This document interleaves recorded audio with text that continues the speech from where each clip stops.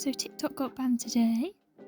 Not for me, but for a lot of people on my For You page. It was very evident on the run-up that people were not very happy about this, especially the artists, because surprise, surprise, a lot of my For You page is filled with artists. And TikTok was infamous for being easy to grow on, especially if your art seemed to blow up one day. So understandably, people were not very happy when it was announced. It was basically taking away all the hard work so many people have done. So I thought this called for the question to be asked, where is the best place to actually post your art? And I feel like this is kind of a complicated question to ask because Twitter could disappear any day, Instagram could disappear any day, just like TikTok will do for the people in the land of the free.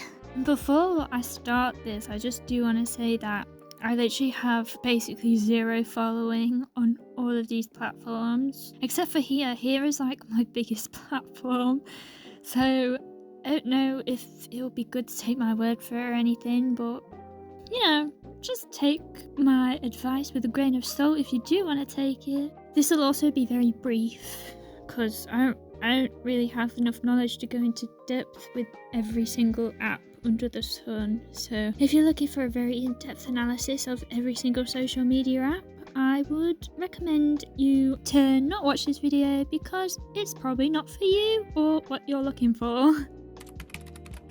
The one social media platform on the very bottom of my list is Instagram. I just don't think it's very good for artists at all. Especially algorithm wise, I found it really hard to get onto the algorithm, and I still have not been successful. It's also my least favourite to post on. It's just so, I don't know, I just don't like it, to be honest. Right now, I'm on 11 followers on Instagram.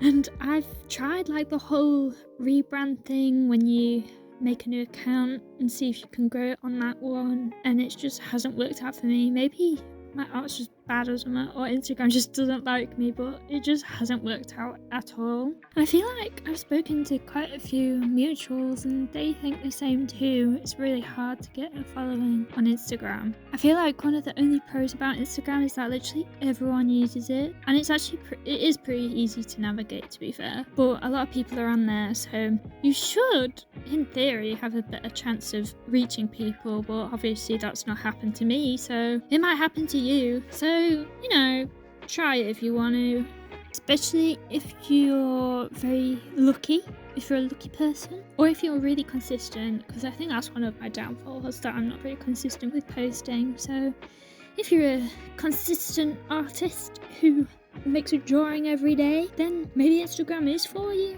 I do just think overall that there are better platforms to post on for artists. Cara is like a lesser known artist Instagram that is made for artists in particular, which can be a good thing but can also be a bad thing, I guess. Because it's a good thing because you're surrounded by other artists who, you know, get the struggle and that they're there to consume art, you know, and they know, assumedly, what they're talking about or what they're looking for. However, it also does mean that since it's a platform made for artists, that there are no non-artists who may have otherwise consumed your content on other platforms like Instagram. But I do think Cara is more up to personal preference of what you want your audience to be. Yeah, I don't really have much experience with Cara, to be honest. I don't really post on there anymore, but it's not bad. I'd recommend you post on it anyway. You don't really have to worry about AI or anything on there. Next we have the wonderful land of Twitter, or X as Elon loves to put it. Let's just pretend that the whole AI thing and the hate and rage bait on Twitter doesn't exist for a second. And when you take that away from it, it's actually a pretty decent platform for artists. There's a lot of people who will go on there to consume fan content. So if you're a fan artist, you are more likely to get people who like your content on there. It's not as great for OC artists, I don't think, but you know, you can try your luck, I guess. I think it's easier to grow on Twitter than it is on Instagram, personally. Maybe I'm just biased because Instagram did be dirty, but it does have a huge problem with bot and AI bros and NFT bros going on there and saying, "Can I buy your art for $10,000? It's like, no! But if you take away all the bad things that literally make Twitter, it's actually a pretty decent place. However, it obviously has the whole AI obsession and the thing with the blocking. So like, if you block someone, they can still look at your stuff on your profile. I believe that's what it was anyway. But yeah, a lot of people left, especially artists, because of that. So I guess it's whether you want to post on Twitter, to be honest. If you just don't engage with the rage bait, I guess it's okay. But I do believe that if you do post on Twitter, you should always make sure that you post it in low resolution and watermarked. Actually, you should do that anyway, not on just Twitter, but you know, be vigilant. Next is Blue Sky. Blue Sky is like Twitter's less problematic sibling. I think it's made by the same person who made Twitter before it was sold to Mr. Elon. It is still quite hard to get a following on Blue Sky, but I do think it does a better job at pushing art onto the algorithm. So you have quite a good chance of getting engagement on Blue Sky. To be honest, I don't really know a lot about Blue Sky. I post on there occasionally and it's alright. It's probably better for artists than Twitter, to be honest. And I'm not sure whether it has an AI problem. It probably does, like every other platform, but if it doesn't, that's great. So I would recommend people post on there if they want to. It's not a terrible place. And there's no rage baiters at the moment that I've seen. Call this a bad take, but I think Tumblr is one of the best places to post art. I think it's more up to the whole tagging feature and the reblogging, because on Twitter and Instagram there's like the thing where you have to put a max of 3 hashtags, otherwise your art is doomed to be banished to the oblivion. But Tumblr doesn't really have this problem. Tumblr, you could put as many tags as you want and you'll probably still get pushed onto the algorithm. You can also decorate your profile, which is an incredible idea, to be honest, and I think every place should add this feature. I'm a huge lover of decorating profiles.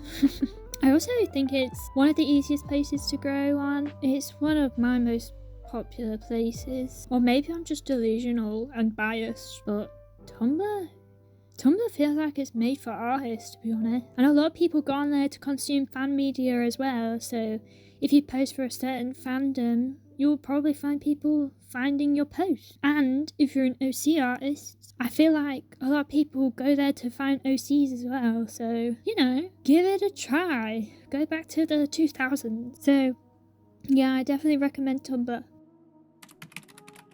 So one of my honourable mentions is Pinterest. I feel like it's kind of a double-edged sword. I feel like Pinterest has obviously gotten a lot of heat lately because of the AI, loads of AI being on there, being posted 24/7, and a lot of people steal art and re-upload them on in Pinterest. But I do get a lot of traffic on my Pinterest. Right now I'm on 5,200 viewers a month, and usually that means at least one of those viewers will follow the card link and go to a platform they want to find me on, assumedly. But maybe I'm wrong. But you know, it never hurts to be delusional once in a while. I do think Pinterest is one of those places that you have to be kind of okay with people using it for personal things, and you have to make sure to watermark it clearly and all that good stuff so you don't find it on a random place. I know a lot of Americans went to Hongshu. Is that how you say it? I'm sorry if I said that wrong. I'm going to call it Red Note for now to save everyone's ears, because that's what it's called on the Play Store. But I have seen quite a lot of Americans went on there, and a lot of artists went on there as well. I don't know how it's going over there, because I personally haven't started posting on there yet. I do think I might try it though. But apparently it's okay. I feel like people just need to respect the fact that this isn't your app. You have to be nice to people on this app. But yeah, I can't really speak for Red Note, but maybe it's good. And the art tutorials on there are great, I must say. Everyone was always saying that it's Pinterest, but I don't know. The tutorials on Red Note just made by God or something.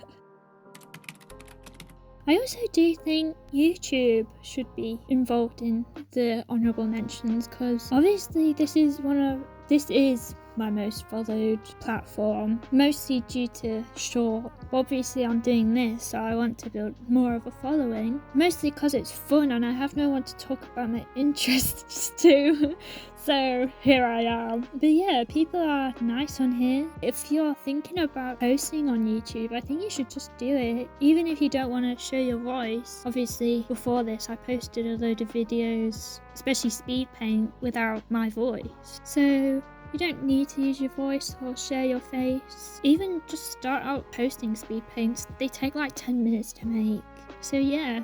Or make a silly short. Shorts perform really well on here for some reason, and they give you a lot of subscribers. I think a lot of them are bots though. But yeah, I know I've spoken a lot about engagement on this video, but I do think the main thing about posting art anywhere is that you've made something you like, or you've made a creation of something you genuinely enjoy. And I think that should be the main focus for everyone, because, you know, engagement isn't everything, and I know it's easier said than done. I focus a lot on likes, ratios, and when something performs really badly, I'm like, well, I'm never posting again. But you should. So don't draw what you hate, because otherwise you'll end up hating drawing eventually, and then you've lost a passion that you once hopefully really enjoyed. So, you know, just keep drawing what you like. That's all. Bye bye.